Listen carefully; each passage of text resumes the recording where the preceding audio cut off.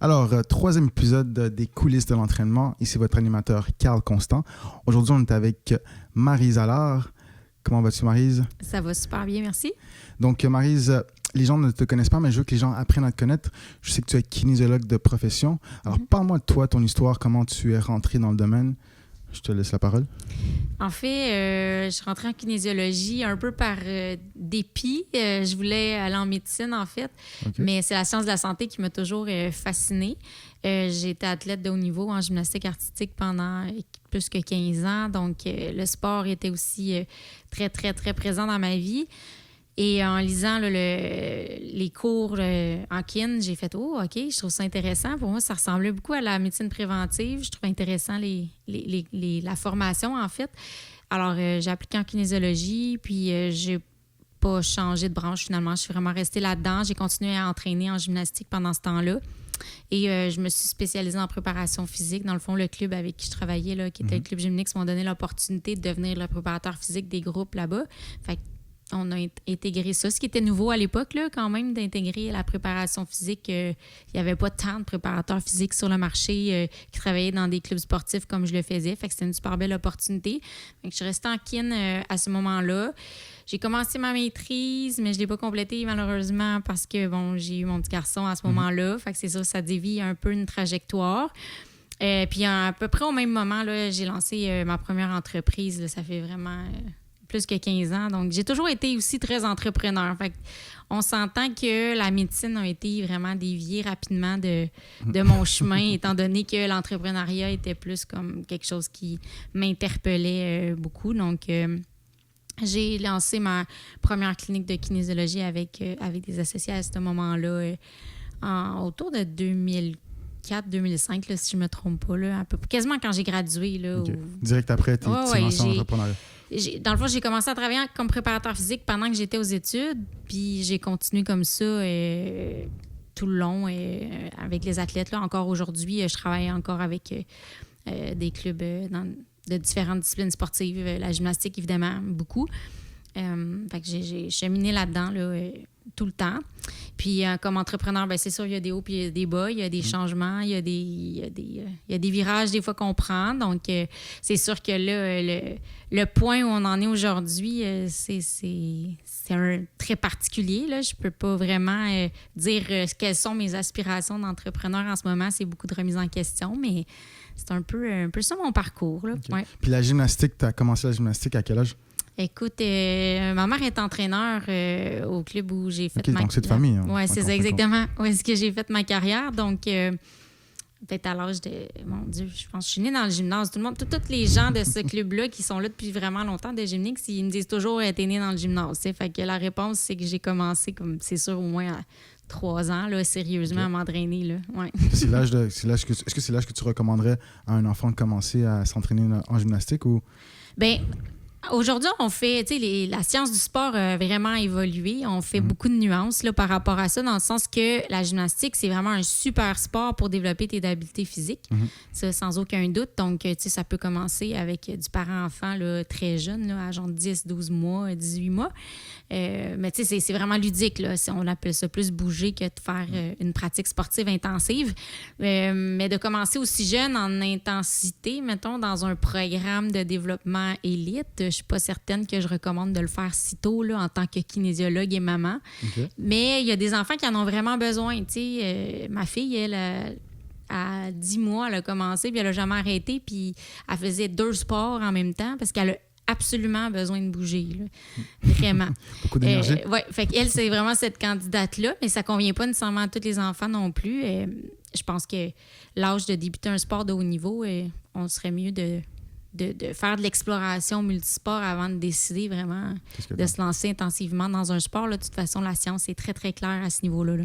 Puis, en parlant de la gymnastique, qu'est-ce que tu aimes, même si tu es né là-dedans, qu'est-ce que tu aimes dans ce domaine-là, dans ce sport plutôt? Ah, dans la gym, mon Dieu, c'est une super bonne question. Il y a plein de choses. C'est un sport qui est tellement varié, tellement complet en même temps. La discipline, c'est incroyable. Là. C'est le sport qui demande le plus de discipline. Moi, je considère, là, après évaluation de toutes les disciplines sportives, que la gymnastique artistique masculine, là, c'est le sport le plus exigeant. Là. Et pourquoi? Parce que là, tu as dit de tout sport confondu. Hein? Oui, tout sport confondu. Parce qu'ils ont 6 appareils, 6 disciplines à maîtriser. Ça demande autant un contrôle esthétique, là, qu'on parle de contrôle de gestion de poids quand même importante. Donc, 6 disciplines sportives, ça demande beaucoup d'heures d'entraînement. Il faut être à la fois souple et très fort et puissant. Et les exigences techniques, les mouvements maintenant que les athlètes font à un haut niveau, c'est hallucinant, là, les complexités là, qu'il y a aujourd'hui. Puis si on regarde là, le cheval d'arçon, par exemple, ou les anneaux, les barres parallèles, c'est des appareils extrêmement difficiles à maîtriser. Là. Ça demande vraiment beaucoup d'entraînement puis de préparation physique, justement. Là. C'est un gros défi, ça. Fait que, ouais. Puis la gymnastique féminine est quand même un peu moins exigeante parce qu'on a juste 4 disciplines à maîtriser au lieu de 6. Déjà, c'est beaucoup, c'est aidant. Mais c'est un sport qui est extrêmement complet. Il y a à peu près juste là, la coordination œil-main qu'on ne travaille pas en gymnastique puis qui est vraiment une grosse lacune. Puis disons, le développement de l'aspect plus tactique là, qu'on ne développe pas parce que c'est un sport individuel. Mais sinon, on développe vraiment beaucoup de qualités physiques qui sont transférables dans d'autres disciplines sportives aussi. Fait que c'est vraiment ça qui est fascinant.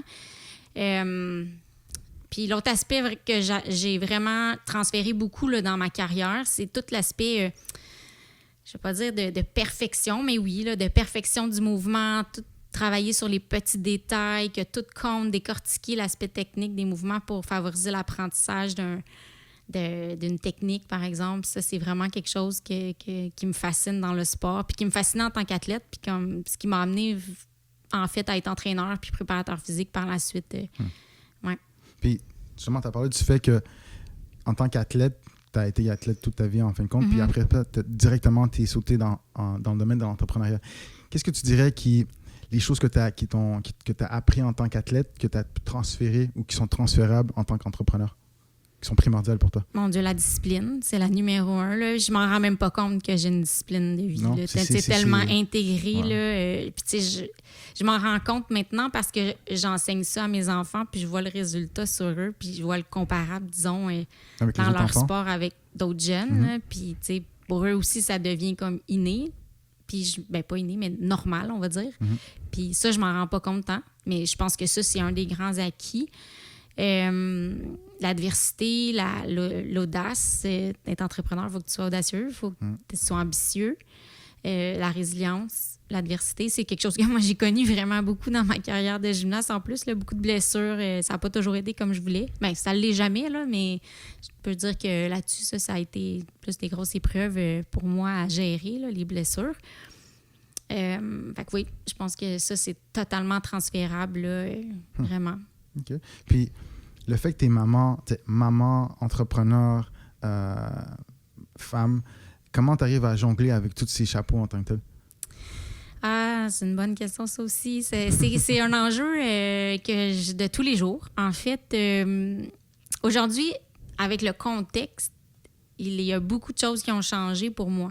J'ai toujours mis ma famille en priorité numéro 1. Ça n'a jamais été négociable. Puis tout de suite après, il y avait l'entreprise. Puis en bas de ça, il y avait moi et un peu le loisir et tout le reste. Puis c'est avec la pandémie puis le confinement, mais tu sais, veux pas, on est obligé de changer nos habitudes.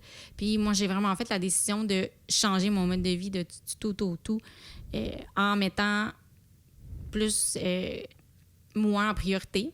Puis ça fait vraiment du bien d'avoir fait ça parce qu'après 15 ans où j'ai foncé tête baissée là, comme entrepreneur, puis sans nécessairement toujours avoir exactement le succès qu'on voudrait, disons. Tu sais, des fois, on pense que parce qu'on travaille fort, ça va nécessairement fonctionner, mais des fois, ça donne pas ce qu'on veut. Donc, c'est ça. J'ai fait ce gros switch-là, mais je suis vraiment contente de l'avoir fait. Puis ça me fait passer encore plus de temps avec ma famille. Puis ça, je le regrette pas. Mais j'ai aucun regret là, de ce que j'ai fait dans le passé. Là. C'est juste l'apprentissage. C'est juste une nouvelle façon de faire les choses que je découvre aujourd'hui avec les congés forcés, on va dire, qu'on a vécu. Le COVID nous donne. Ouais, c'est dur de pas parler du COVID parce que là, ça a tellement une influence dernièrement sur tout, puis sur la suite qui s'en vient aussi. Là. Bien, surtout dans l'industrie dans laquelle que tu es, ça a frappé dur, on s'entend. Bien, en fait, les deux industries, on s'entend. autant dans le côté athlète, sportif des jeunes, c'est vraiment quelque chose que je m'étais impliquée beaucoup, beaucoup dans les dernières années, particulièrement. Et dans le côté de l'entraînement, monsieur, madame, tout le monde, le plus fitness aussi. Donc, c'est comme une double changement pour moi. Là. Justement, en parlant de le côté, parce que tu entraînes des athlètes, puis tu entraînes aussi monsieur, madame, tout le monde, sans dire que tu en as un que tu aimes le plus, comment tu vois par rapport à qu'est-ce que ça t'apporte d'entraîner des athlètes, puis qu'est-ce que ça t'apporte d'entraîner monsieur, madame, tout le monde? En quoi ça te valorise? Entraîner les athlètes, ça fait appel plus à mon côté, on va dire, scientifique. Analyse biomécanique, recherche de solutions très pointues. Je suis quelqu'un qui est vraiment comme ça. Là. Je suis super autodidacte, j'aime ça apprendre, puis analyser, essayer de trouver là, qu'est-ce qui va vraiment faire la différence pour la performance d'un athlète. Je trouve ça fascinant, j'adore faire ça. Mais on ne peut pas nécessairement faire ça 100% du temps. C'est pas nécessairement quelque chose qui est nécessairement accessible pour un grand nombre parce qu'il n'y a pas tant d'athlètes que ça non plus de haut niveau. Mais je suis très privilégiée d'avoir pu en faire autant jusqu'à maintenant. Puis, l'autre côté, l'aspect plus fitness, c'est vraiment l'accompagnement des gens, de découvrir qu'ils sont capables de aussi se dépasser puis d'aller chercher des résultats qu'ils ne pensaient pas être capables de faire. Ça, c'est super le fun. De voir que les gens sont plus en santé, qu'ils se sentent mieux, vraiment se sentir mieux, là, puis apprendre à connaître mieux son corps puis à comprendre comment leur machine fonctionne. Là, pour monsieur, madame, tout le monde, c'est vraiment ça qui m'intéresse le plus, de les accompagner là-dedans puis créer cette relation-là. Tu sais, j'ai des clients que ça fait plus que 15 ans là, que je suis, c'est sûr, pas toutes les semaines, mais on-off, là, tu sais, régulièrement, ils m'appellent, ajuster, disons, un programme d'entraînement, atteindre un objectif. Ils ont un problème de dos, bon, ici, ça, mais ouais, fait que c'est vraiment ça. Puis, tu sais, on s'entend que, comment je peux dire ça? Entraîner des athlètes parce qu'on s'était vu dans un tournage avec RDS, le système dans lequel on est, je pense qu'il n'y a pas beaucoup de... Dans une culture où on ne prône pas trop l'activité physique, puis il n'y a pas beaucoup de... Je pense pas qu'il y a autant d'athlètes que ça au Québec. Mais comment tu verrais qu'on peut faire le changement pour permettre de promouvoir un peu plus l'activité physique, puis en faire en sorte que les enfants, puis même les parents, poussent leurs enfants à le faire sans devoir être dans un mode trop performant, mais juste que ça soit comme embedded ou plutôt ancré dans leur habitude de vie dès un jeune âge? Bien... Je pense qu'on devrait s'inspirer d'un peu des modèles scandinaves qui, drôlement, s'inspirent de notre modèle scientifique, des écrits que nous, on produit au Québec, beaucoup. Puis le modèle scandinave va viser, bien, justement, c'est un peu pourquoi je m'intéresse beaucoup au plein air en ce moment, va promouvoir l'aspect que j'appelle écologique de l'activité physique dans ta vie. Donc, c'est quelque chose qui fait partie de ton quotidien. C'est une habitude vraiment et non pas juste comme ce qu'on fait beaucoup au Québec, c'est une pratique qui est juste encadrée dans un système. Par exemple, je m'inscris à une équipe de soccer ou je m'inscris au patin. Tu sais, c'est beaucoup comme ça qu'on le vit au Québec. Puis, c'est pas tellement impliqué non plus au niveau scolaire, à part peut-être les programmes sport-études ou certaines concentrations. Je pense qu'on devrait aussi, dans un mode que j'appelle écologique, le plus l'intégrer dans l'école. Ma fille et mon garçon, à partir de la 4e année, sont allés dans une école primaire intensif en éducation physique. Okay. Il n'y avait aucune notion de performance. C'est pas un sport-étude du tout. C'est vraiment juste plus d'éducation physique. Donc, ils ont appris à faire du tir à l'arc, de l'escrime, du ski de fond, évidemment de la raquette. Ils ont fait de la rando, du vélo. OK, vraiment découvrir tous les sports, en fin de compte. Tous les sports, là, vraiment. Et pas de notion de performance. Là. Oui, les enfants, ils ont un intérêt pour l'activité physique, mais il n'y a pas de test d'entrée pour ce programme-là par rapport au sport. Oui, il faut que tu aies des bons résultats académique, bien sûr, parce que ça va vite comme programme, mais côté sportif, c'est pas du tout la performance. Puis ça, c'est merveilleux là, pour les enfants, la dépense énergétique, tout ça que ça représente, la discipline que les jeunes apprennent, même les profs, des fois, ils challenge que si t'écoutes pas, tu manques ton éduc.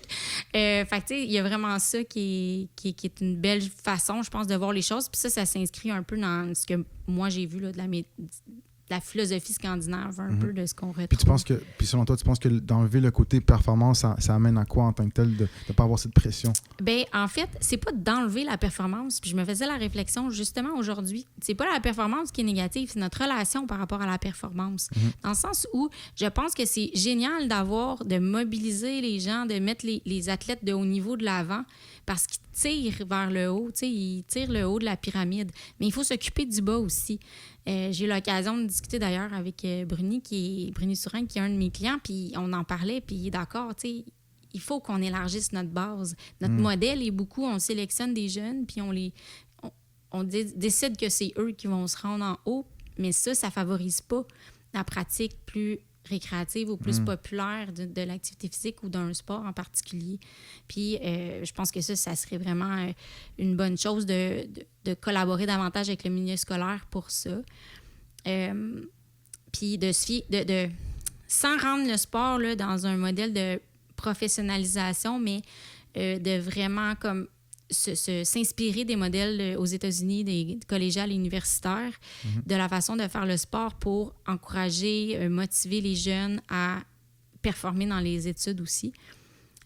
Actuellement, suite au programme primaire que mes enfants ont fait, au secondaire, on les a inscrits dans un programme, scolaire, mais hockey, qui ne manque aucune heure d'école. Fait que ça s'appelle Ulysse Academy, c'est à Saint-Roch. Et il n'y a aucune heure d'école qui est manquée. Mais ils vont pratiquer aucune heure d'école. C'est pas un sport-études, là. Ils vont pas manquer d'école, mais ils font l'intensif hockey. Tu me suis? Ah. Ils vont, dès que l'école est terminée, ils s'en vont être pris en charge par le programme. Fait que tout est structuré de A à Z. Ils vont faire des tournois aux États-Unis. Ils vont même être mis dans un processus là, dont l'objectif est déplacé au niveau universitaire pour qu'ils puissent avoir des bourses puis jouer au hockey en même temps qu'ils vont étudier. Fait que, c'est intéressant, ça. Je pense que c'est... OK. J'avais jamais entendu parler de ça, mais c'est sûr ça, que c'est une autre optique, puis en même temps, ça pousse l'enfant à ne pas le voir comme un fardeau aussi, je pense. Oui, puis l'approche du programme est multisport. Fait que là, en ce moment, je travaille avec ce programme-là plus étroitement. Puis on vise à pouvoir amener d'autres disciplines sportives avec le hockey, mais aussi dans la saison, là, l'année de hockey, par exemple. Au début, c'est que du multisport sur des terrains de soccer-football à côté de l'école. Fait qu'on est vraiment dans une approche où est-ce qu'on n'est pas en train de faire du hockey toute l'année, là, pas du tout. On va faire de la natation, on fait du yoga, on fait évidemment du fat bike, de la raquette. On fait, qu'est-ce qu'on a fait? Les jeux collectifs, évidemment. Les arts martiaux, écoute, c'est incroyable, là, toutes les disciplines sportives qu'on intègre dans le modèle américain qui favorise la pratique de 2 disciplines sportives jusqu'à très longtemps dans le cheminement. Puis ça fait que les jeunes ne sont pas écœurés. Puis ils découvrent d'autres sports. Puis lorsqu'on a des préparateurs physiques, mettons comme moi, qui sont un peu allumés à voir les aptitudes puis les compétences des jeunes, mais on peut des fois les rediriger aussi vers une autre discipline sportive. Ça se peut qu'il y ait un jeune qui soit super intéressé par le hockey, qui est dans le programme hockey parce qu'il aime ça, mais il pourrait être super performant en vélo de route. Donc, des fois, on peut lui dire, écoute, si tu as envie de continuer la compétition, mais je pense que tu aurais les qualités physiques pour aller dans ce sport-là. Puis à ce moment-là, ça permet de former des athlètes qui peuvent être aussi performants dans le haut niveau puis rapporter peut-être des médailles pour le Canada. Dans une autre approche un peu que de faire juste comme spécialiser le jeune à partir de 12 ans. Il est sur l'équipe relève de patinage artistique puis il va être pris en charge pour qu'on l'amène aux Jeux olympiques parce que c'est ça la façon de faire. Je pense qu'il y a peut-être d'autres façons de faire qui sont peut-être un peu plus intéressantes, peut-être même plus saines à long terme. Mais... Puis ce côté où, parce que je vois que tu as cette ouverture d'esprit de justement aller voir ailleurs, puis comme Simon Léger l'a dit aussi, de voir que tu peux avoir une façon de penser, mais ta façon à toi n'est pas automatiquement la meilleure. Puis tu peux aller justement ailleurs dans un autre pays puis dire, tu sais quoi, qu'est-ce qu'ils ont? C'est peut-être une bonne chose, je vais l'appliquer à ma manière puis voir où je peux devenir meilleur avec la mienne, mais aussi ajouter certains autres outils que d'autres personnes. Mais comment tu le vois justement, d'avoir cet aspect-là d'ouverture d'esprit dans le monde de l'entraînement, cette curiosité-là, elle te vient de où? Ma curiosité, je pense que j'ai fondamentalement... je suis optimiste, premièrement, fondamentalement. Fait que je pense qu'on peut toujours améliorer les choses. Puis au départ, ouais, je pense que c'est vraiment de là que ça vient. J'ai trouvé en te parlant, ça vient vraiment que je me dis, crème, on peut faire du haut niveau sainement. On n'est pas obligé de se détruire la santé pour performer. Puis je crois fondamentalement à ça dans la vie, là, de façon générale, qu'on peut se dépasser, arriver à un haut niveau, s'accomplir, utiliser le maximum de nos aptitudes et nos ressources sans nécessairement s'autodétruire en cours de route, tu sais. Parce qu'on entend beaucoup qu'il faut faire des sacrifices, qu'il faut créer un déséquilibre parce que la performance, c'est d'être comme obsédé un peu dans une direction puis de juste focusser là-dessus, mais aujourd'hui, là, comme je disais tantôt, là, la science est rendue tellement loin. Là, on est capable d'optimiser, de prendre les données là, puis d'y aller intelligemment. Absolument. Ouais. Puis ça, c'est un aspect super important. Puis je trouve qu'il y a beaucoup de personnes qui sont comme trop rigides d'esprit puis sont fermées. Leur manière qui ont soi-disant fonctionné auparavant, ils ne veulent pas justement se permettre de peut-être essayer quelque chose de différent, peut-être par peur de... Je sais pas, juste tout simplement par peur. Par peur de ne pas réussir, en fait. Ouais. Par peur que ça ne fonctionne pas. T'sais. Et toi, tu n'as pas cette peur-là en tant que telle, non? Non, j'ai pas la peur que ça ne fonctionne pas. Je sais pas. C'est bizarre. Bien, sûrement parce que, comme je te disais tantôt, j'ai un esprit quand même assez, disons, scientifique dans ma façon de fonctionner. Fait que quand ce que je lis puis ce que je vois, ça semble fonctionner, je me dis, ben pourquoi ça ne fonctionnerait pas dans le contexte que j'ai en face de moi. Quand tu dis scientifique, tu veux dire quoi exactement par scientifique? Parce que c'est pas tout le monde qui va comprendre comme un côté analytique. Oui, très analytique. Puis on appelle ça l'evidence-based practice. Ça veut dire de se servir des faits empiriques le plus possible pour prendre des décisions puis faire des choix, des actions puis intervenir auprès des gens. Moi, c'est comme ça que je fonctionne vraiment beaucoup, tu sais.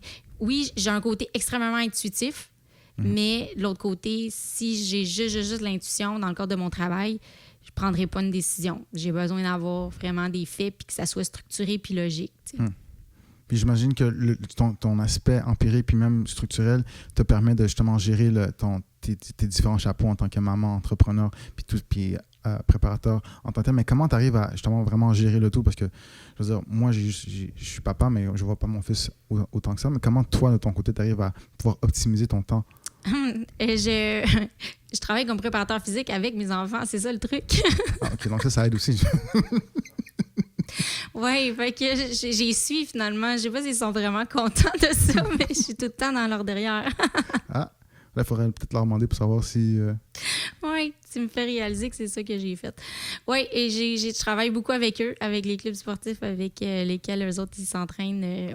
Puis cet aspect d'avoir justement d'être avec tes enfants comme la majorité du temps, les parents en tant que tels passent leur journée à travailler, mais toi, ton travail, tu es avec tes enfants. Comment tu vois ta relation?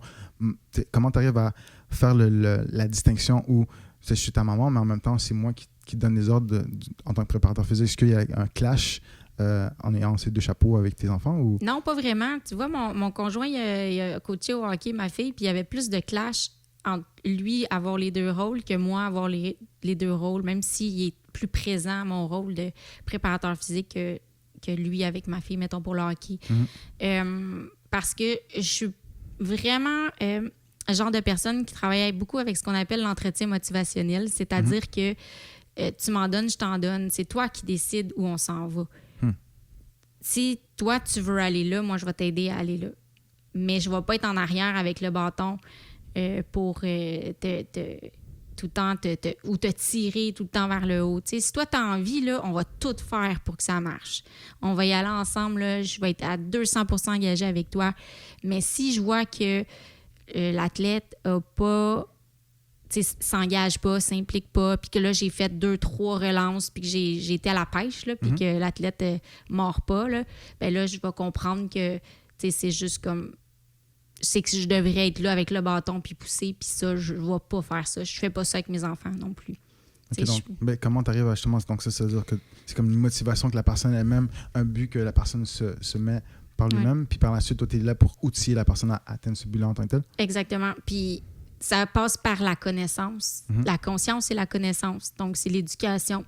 C'est de faire comprendre, OK, tu sais, voici, disons, dans ton sport, là, selon toutes les discussions que j'ai eues avec tes entraîneurs, avec l'analyse que je fais de la situation, si tu veux te rendre à tel niveau, il faudrait que tu fasses ça, ça, ça. Est-ce que toi, tu es prêt à faire ça, ça, ça? Puis là, c'est de là que le partenariat se met en place. Puis c'est exactement comme ça que je travaille avec mes enfants, dans le sens où, tu sais, ma fille, avec la trampoline puis le hockey, tu sais, je sais qu'elle a un beau potentiel, elle sait qu'elle est capable parce qu'elle a mentalement ce qu'il faut pour être performante quand c'est le temps. C'est vraiment sa grande force. Bien, si elle n'a pas envie de mettre les efforts, même si ça, c'est présent puis elle le sait, qu'on en parle, bien, c'est correct. Tu sais, je veux dire, tu peux faire ton sport puis que ça soit pas nécessairement du haut niveau, puis moi, je suis pas là pour mettre la pression en arrière non plus. Mais sauf que je veux pas qu'elle perde son temps. Ça, par exemple, c'est non négociable pour moi. Dans le sens que... C'est ce que je veux dire, c'est que si tu es là, puis tu te forces pas à l'entraînement, là, tu perds ton temps. Et ça passe pas pour moi. Ouais, ça, c'est l'affaire qui passe pas. T'es sweet, mais t'es rigide aussi en même temps. Donc, oui, exact. On n'est pas là pour nous. Oui, mais sauf que je suis pas là, par exemple, en arrière pour punir les gens. C'est pas une méthode que j'utilise. C'est le positif. C'est tout le temps le renforcement positif. J'aime quand même bien le principe un peu de la... J'appelle ça de la méritocratie, là, dans le sens que aller au mérite. Je pense que ça, c'est quelque chose qui fonctionne quand même assez bien. Donc, renforcer positivement toutes les petites actions, les petites réussites. Généralement, ça fonctionne assez bien, mais c'est vrai, fais-moi pas perdre mon temps, par exemple. Mais justement, comment... Là, c'est un point que j'adore que tu mets sur la table, parce que monsieur et madame tout le monde viennent souvent nous voir, ou plutôt te voir, peu importe, puis ils ont des objectifs, puis souvent, c'est un objectif qui est comme un peu euphorique ou loufoque, où tu vas voir quelqu'un dans un magazine, puis tu vas dire « Ah ben, moi, je ressemble à ça ». Mais comment tu fais en sorte que l'objectif que tu veux atteindre, comme tu dis, maintenant que tu t'es dit que tu veux atteindre cet objectif-là, mais à quel point tu veux l'atteindre maintenant? Comment tu arrives à faire conscientiser la personne à quel point quels sont les efforts que la personne est prête à mettre pour atteindre l'objectif, pour la permettre de prendre conscience de le travail qui doit être fait? Mes étudiants hier à l'université m'ont d'ailleurs posé cette question. Puis une stratégie, ben, c'est la même chose que ce que je viens de dire. Donc, tu me dis, par exemple, on va prendre un exemple qui n'est pas nécessairement esthétique, perte de poids, là, mais mettons, tu me dis que tu veux faire un marathon au mois de juin puis tu n'as jamais couru. OK, d'accord. Écoute, si tu veux faire un marathon au mois de juin, tu n'as jamais couru, voici les étapes à faire, voici le nombre d'heures d'entraînement que tu dois faire, voici les risques que ça comprend. Je vais t'annoncer que les risques de blessure sont quand même élevés. Donc, je suis pas sûre que nécessairement, je veux donner mon opinion, que c'est peut-être pas la meilleure idée, qu'on serait peut-être mieux de viser un peu plus loin dans le temps, de se donner plus de temps. Mais j'expose vraiment les faits de la même manière. Fait que là, ça vient que c'est la personne qui va prendre la décision avec les faits de dire oui ou non. Est-ce que je suis vraiment capable d'investir autant de temps ou non? Puis, si ma réponse leur convient pas, évidemment, je ne suis pas obligée de travailler avec eux non plus, mais c'est vraiment comme ça que je les amorce, les objectifs qui sont pas réalistes. Puis, si on sort du domaine de l'entraînement, mais la gymnastique, c'est quelque chose qui te passionne depuis que tu es tout petite. Comme tu dis, tu es né là-dedans. Qu'est-ce que tu aimes? Qu'est-ce qui te passionne dans la vie, au-delà de l'entraînement en tant que tel? Actuellement, je découvre vraiment beaucoup le plein air, la nature. Ça a toujours fait partie de moi, mais j'ai jamais vraiment pris le temps. Comme je disais, avec le COVID, j'ai eu du temps pour le faire. Puis sérieusement, c'est une passion, là, sans aucun doute. Là. J'ai un côté quand même assez créatif. Là. J'aime les arts aussi. Okay. Ouais. J'ai un côté artistique, bizarrement. Quel art en tant que tel? Est-ce que la peinture? Tout. Oui? Tout l'art de façon générale. Okay. Oui, vraiment. Puis, est-ce que au moment où on se parle, le fait que j'imagine que ça fait un petit bout que tu as essayé tout le côté artistique, comment tu vois que tu arrives à, comment je peux dire, le transmettre dans l'entraînement en tant qu'artiste? Le côté artiste, c'est la création des plans d'entraînement.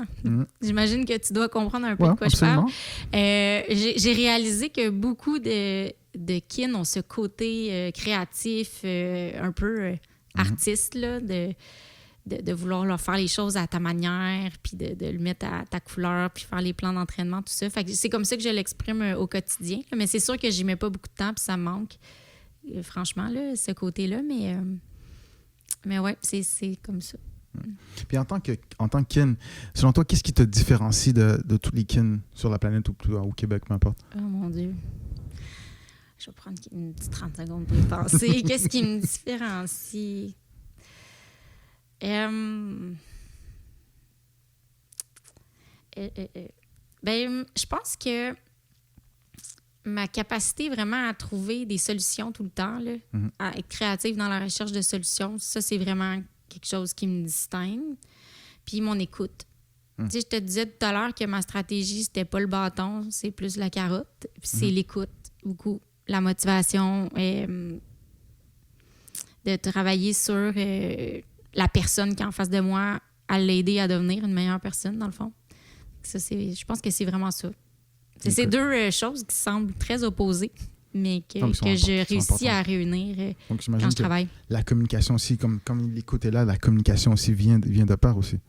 Oui, mais c'est toujours un défi, hein, la communication. Ouais. Je peux pas dire que c'est nécessairement une grande force que j'ai, mais c'est un grand défi. Mais je fais beaucoup de suivi avec mes clients, ça, sans aucun doute. Là. Je suis tout le temps en communication avec eux, texto, courriel. C'est rare que je sais pas qu'est-ce qu'ils font dans leur vie. Là. Okay. Là, maintenant, on sait que tu es prof, tu es préparateur physique.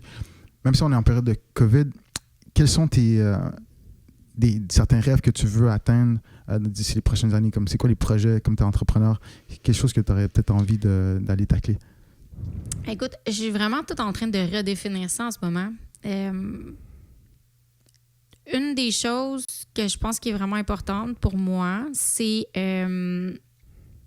côté kinésiologie, d'arriver à faire la promotion de l'aspect un peu plus clinique du travail. Donc, je pense que là, en ce moment, il y a un super momentum pour le milieu de la kin, pour se sortir des gyms parce qu'on n'est plus dans les gyms et trouver d'autres façons de travailler avec les 85% de gens qui ne sont pas dans les gyms.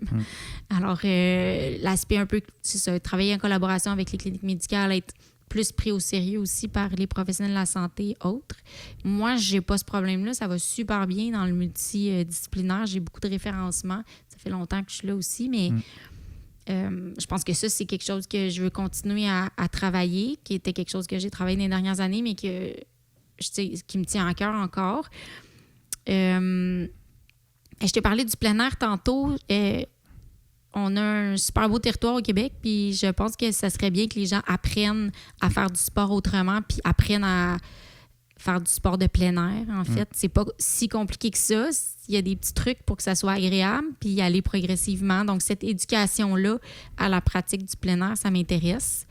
Puis le projet dont je te parlais là, avec l'école, l'Académie Ulysse, en fait, de travailler dans le multisport, d'intégrer un réseau de développement du jeune à travers ça, de continuer de travailler dans cette direction-là, ça m'intéresse vraiment beaucoup d'étendre un peu ça à d'autres disciplines sportives que la philosophie du multisport, puis de l'élève avant l'athlète. Et que ça soit comme de développer des personnes à part entière et pas juste, justement, des athlètes. Là. Ça, c'est quelque chose qui me tient vraiment à cœur aussi. Donc, c'est les projets. Ouais, c'est bon ça. Mais tu parles justement d'athlète, mais je pense qu'il y a aussi une problématique avec quelqu'un qui est né athlète. Quand sa carrière finit, souvent, ils sont comme un peu perdus parce qu'ils ont toute leur vie, c'était la référence. Puis après ça, ils savent plus vraiment quoi faire. Donc, ça, c'est une bonne chose. Puis, j'aime le projet en tant que tel parce que souvent, je trouve que les gens qui ont juste vécu à Montréal ne connaissent pas la province en soi. Puis c'est une bonne chose. Le plein air peut permettre aussi de découvrir aussi la province ou même le pays en tant que tel, de pouvoir jumeler l'activité et la possibilité de connaître l'environnement dans lequel on est aussi. Ouais, puis aussi notre relation au territoire qui vient un peu toucher à la problématique environnementale de notre planète qu'on doit prendre soin. Fait que si tu te promènes dans des territoires un peu plus, mettons, sauvages au Québec, ou même juste dans la Naudière, il y a plein de sentiers de marche ou de régions, pas de régions, mais de lieux de plein air, disons, qu'on ne connaît pas, là, qu'on peut explorer, puis qu'on fait comme, mon Dieu, il y a ça ici. Ça te rapproche vraiment de ton territoire, puis tu y accordes vraiment une plus grande importance. Fait que ça peut nous aider aussi à faire des meilleurs choix au niveau environnemental, tu sais, d'être plus conscient de ça. Puis c'est pas trop loin du sport non plus, tu sais. Donc, je viens chercher un peu... Je pense que ça englobe, c'est comme un tout, c'est un tout en tant que tel. Exact. Tu dirais quoi? Ben, comme tu étais dans le domaine de la gymnastique, puis tu es entré en kinésiologie. Est-ce que tu as des mentors en tant que tel dans le domaine de l'entraînement dans le passé? Est-ce que tu as des mentors au moment où on se parle? Dans le domaine de l'entraînement, j'ai beaucoup regardé ce que Raymond Veillette à l'Université Laval fait comme entraînement dans le passé, là, surtout. Là. Dernièrement, peut-être un petit peu moins, mais j'avais regardé beaucoup de ses vidéos, sa façon de travailler. Je me suis inspirée beaucoup de ça dans mon travail. Tu as reçu Pierre-Marie. Pierre-Marie, j'ai fait mon stage de bac, de fin de bac, dans le fond externe avec lui. Puis il m'a appris vraiment une façon différente de faire la business de l'entraînement. Fait que c'est sûr que Pierre-Marie est une grande inspiration pour moi. Je ne sais même pas s'il le sait, là, mais sûrement un petit peu. Il va savoir maintenant. Sinon, si je regarde comment les gens travaillent, je m'inspire vraiment de tout. Je peux pas te dire que j'ai nécessairement des personnes que je vais suivre là, intensément, mais genre, comme tu disais tantôt, je suis vraiment curieuse puis ouverte. Fait que je regarde vraiment qu'est-ce qui se fait un peu partout puis j'essaie d'aller chercher ce qui se fait de meilleur dans le fond. Okay, c'est bon ça. La curiosité t'amène à ouvrir ton esprit puis vraiment aller pick-up, prendre un peu de tout. Ouais. Si tu avais un message à dire à monsieur, madame tout le monde par rapport à pas juste l'entraînement, mais comment ils pourraient intégrer l'entraînement dans leur quotidien, qu'est-ce que tu leur dirais? Comment intégrer l'entraînement dans le quotidien? Je pense qu'il faut voir l'entraînement autrement. Tu sais, c'est pas, puis on le sait encore plus, c'est pas aller au gym s'entraîner. S'entraîner, c'est de faire de l'exercice à tous les jours, ou presque. Bouger tous les jours. Avec le télétravail, c'est encore plus une priorité parce que, tu sais, la petite montre là, qui calcule le nombre de pas, là, testez-le. 3000 pas max quand tu es en télétravail si tu sors pas. 3000 pas max, c'est très, très peu. Puis c'est 10 000 pas par jour normalement qui est recommandé en plus? Oui, environ. À peu près. Fait que, ce chiffre-là, il n'y a pas vraiment de source de fondement scientifique, mais c'est pas grave. Mettons que ça nous donne une idée. 3000, c'est vraiment très peu. Là, on est dans la grande sédentarité. Là. Fait que les méfaits de la sédentarité, là, de 3000 pas par jour, là, c'est incroyable, puis c'est mental. Là. C'est mental. Le premier problème, là, c'est mental. D'être dans son écran, on vire fou.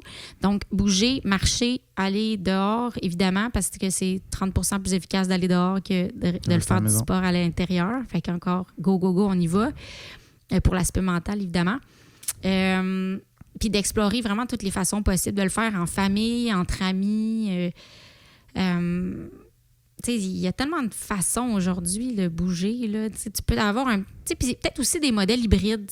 Quand les gyms vont réouvrir, ben oui, tu peux avoir un membership au gym, mais c'est peut-être pas ta seule façon de bouger. Tu peux bouger chez toi aussi parce que tu as peut-être un vélo, un tapis ou quelques petits accessoires que quand tu n'as pas le temps, mais au moins tu peux faire quelque chose chez toi. Puis d'intégrer des activités à l'extérieur en famille. La fin de semaine, par exemple, ou entre amis. Je pense que ça, c'est comme une façon de construire un peu son hygiène de vie avec l'exercice sans que ça soit trop rigide aussi. Rigide, mais discipliné, par contre. Constant. Je peux pas enlever ça. Puis je pense aussi que c'est une bonne manière aussi de socialiser aussi parce que l'entraînement au gym, c'est comme souvent tu le fais seul, mais quand tu sors dehors puis de faire une activité physique, ça te permet de connecter avec la famille puis d'avoir des moments aussi. Puis ça, je pense que c'est une bonne chose de créer ces moments pour se rappeler dans le futur que les moments qu'on a vécu avec soit nos enfants ou la famille en tant que telle, c'est super important aussi. Ah oui, là, en ce moment, là, mettons pour nous, notre famille, là, le plein air, le vélo de montagne, le ski de fond, la raquette, toutes nos activités sont tournées autour de ça. Puis c'est un ciment incroyable. On se fait des projets, on regarde des émissions, on regarde des vidéos, on regarde l'équipement d'entraînement qu'on veut acheter. C'est la motivation pour que mes enfants fassent des petits job-ins pour ramasser des sous, pour s'acheter des nouveaux vélos, des ci, des ça. C'est un gros moteur super positif. Là. Nous, le COVID, à la maison, on n'y pense pas tant que ça, dans le sens que oui, ça nous a affecté beaucoup de plein de façons, mais je veux dire, on n'est pas en train de se morfondre dans la maison. Là. On fait OK, on va faire d'autres choses. T'sais. Notre voyage d'été est déjà tout booké, puis c'est du vélo de montagne qui nous drive. T'sais. Donc, puis on n'est pas une famille extraterrestre, là. On n'est pas meilleur que d'autres. Là. Je pense que c'est quand même une façon de vivre qui est accessible à plein de gens. Oui, c'est sûr qu'il y a un coût parfois à ça, mais c'est juste des fois de réorienter un peu notre budget dans ce qui est important pour nous de mettre en place. Tu prends le temps d'analyser, voir la situation, puis après ça, tu crées une certaine stratégie pour te permettre d'atteindre ton but par la suite. Exactement. Oui, puis c'est juste une question de choix. C'est ça, de planifier les choses puis d'y aller comme ça. Mais ça prend un certain intérêt aussi pour ça. Là. On peut pas... si on déteste faire du sport, c'est sûr que c'est un petit peu plus difficile de réorienter toute sa vie en fonction de ça, mais je pense qu'on peut quand même vivre des bons moments, comme tu dis, en famille avec ça. Est-ce que tu avais beaucoup de clients, c'est sûr que tu en as eu, monsieur, madame, tout le monde, qui sont venus te voir puis qui détestaient l'entraînement, puis par la suite, 2, 3, 4 mois plus tard, ils ont fait comment? Maintenant, ils ont une piqûre de l'entraînement, puis maintenant, ils ont même amené leur famille à prendre le pas aussi? Détester l'entraînement, mais que ça soit difficile, oui, que ce soit pas quelque chose qui était dans leur vie avant, oui, sans aucun doute qu'ils trouvaient que c'était difficile. Pour vrai, détester. Écoute, je peux pas dire que... Souvent, détester l'entraînement, là, c'est parce que tu as vécu des mauvaises expériences ou parce que tu te sens pas compétent là-dedans. Fait que oui, ça, j'ai vécu ça beaucoup. Des gens qui ont appris à aimer ça, à l'intégrer dans leur vie puis à se sentir compétent là-dedans, oui, sans aucun doute. Là. Puis, dernière question. Lorsqu'on parle de... Comment dire? Je vais la formuler bien comme il faut. Là. Bonne mémoire. C'est quoi la plus grosse problématique que tu as eue ou une des plus grosses problématiques, que ce soit un athlète ou un client que tu as eu, tu as dû prendre le temps d'aller chercher, comme de vraiment sortir de ta zone de confort pour pouvoir trouver la solution à ta problématique?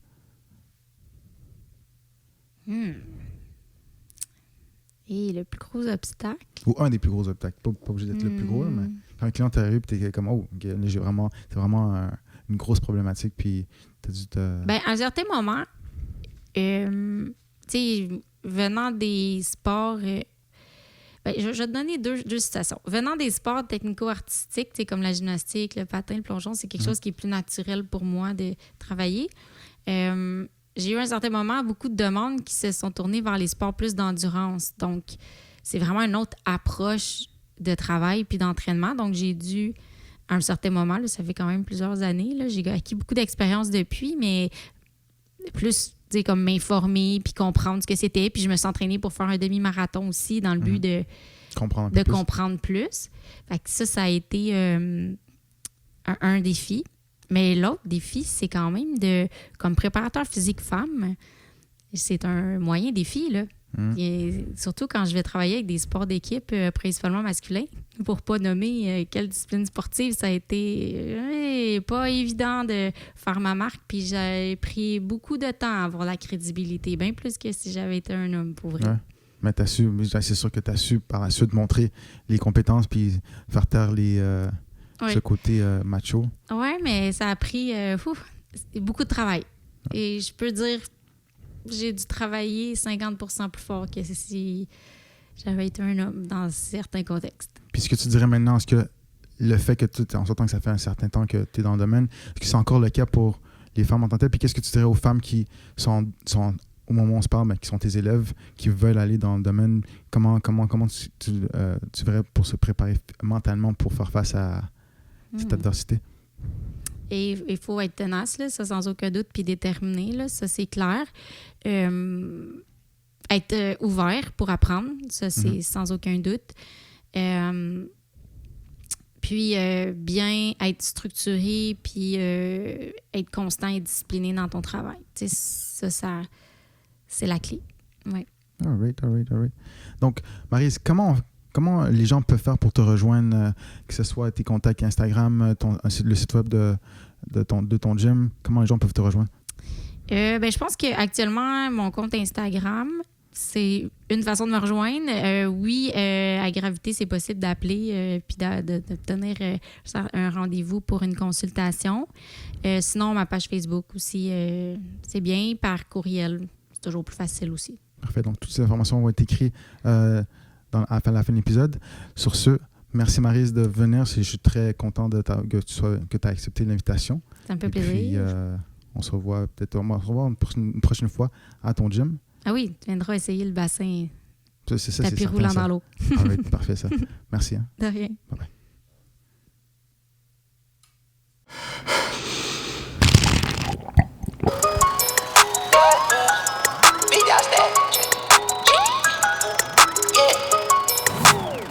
Dog status, I'm a big